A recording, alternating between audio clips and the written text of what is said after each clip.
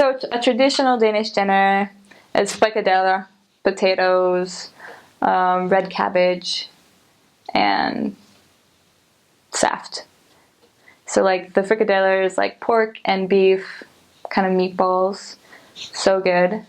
Then you get the potatoes with the sauce on it, and then the red cabbage all sliced up. It's so good. Like you get that a lot, but every time is amazing. Like doesn't matter if you've had that the last 3 nights. Fourth night, you're super excited for it because it's just so good. Hence, I gained 20 pounds by mission. Traditionally, they're just kind of like these Viking people. So I think that's something that they made. One thing I love about when you watch like an old woman make this meal is everything is interconnected. Like you use the grease from the meat to like make the sauce, and you use the water from the potatoes also in that sauce. Like everything, you use it together, and I think that's beautiful. I have no idea why that's such a beautiful concept to me, but it is just like the interconnectivity of this cultural dish.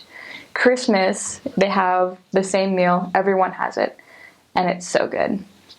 So you have flæskesteg, which is pork that has the skin still on it, and it's salty and crispy. Just like imagine like good crispy bacon, but so much better. And then you have potatoes, the red cabbage. You have brown potatoes, which are potatoes that are cooked in sugar and butter. And maybe you'll have duck with it too. And for dessert, you'll have this thing called risalaman, which is also has a cool story to it because Denmark, Christmas is on the 24th, but on the 23rd, you have this dish called risengrød for dinner, which is like rice porridge. And you eat it, and then you put a dish of it in like the basement or the attic for the Christmas elves to eat. And if you don't put it in there, the Christmas elves will get upset, and they will cause mischief the entire year. So you use whatever is left over from the risengrød the next day to make risalaman, which is like rice with almonds and cream and stuff in it. It's so good. And you put cherry sauce on it. My mom came and picked me up from Denmark, and we got a lot of Christmas dinner because everywhere I went, they knew it was my favorite. And it was so good. Like every night my mom and I got it, we're just like, let's do that again. They eat a lot of black licorice. I'm not a huge fan of black licorice.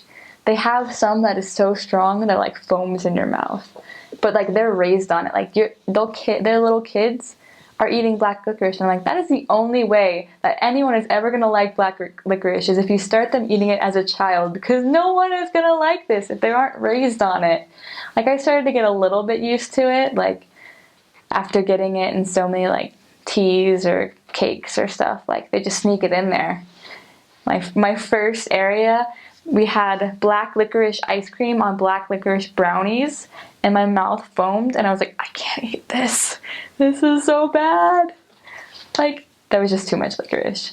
But like, they actually have these sticks that you can chew on. It's just licorice. I actually really like those. Like, you stick in your mouth and you just chew on it, and it's like black licorice. They also really like marzipan, which is like almonds that are crushed up, and I love marzipan. You can get this cake. It's apparently like the most expensive cake. I don't know, but it's like strawberry cake. So it's like a marzipan bread, like crust of a pie, and then it has cream and then strawberries piled on top of it. It's super good. Their pastries though, so good. You eat so many pastries. Except I'm allergic to gluten, so I shouldn't have, but I did. Because they're just that good. You're gonna eat it even if you're allergic to it.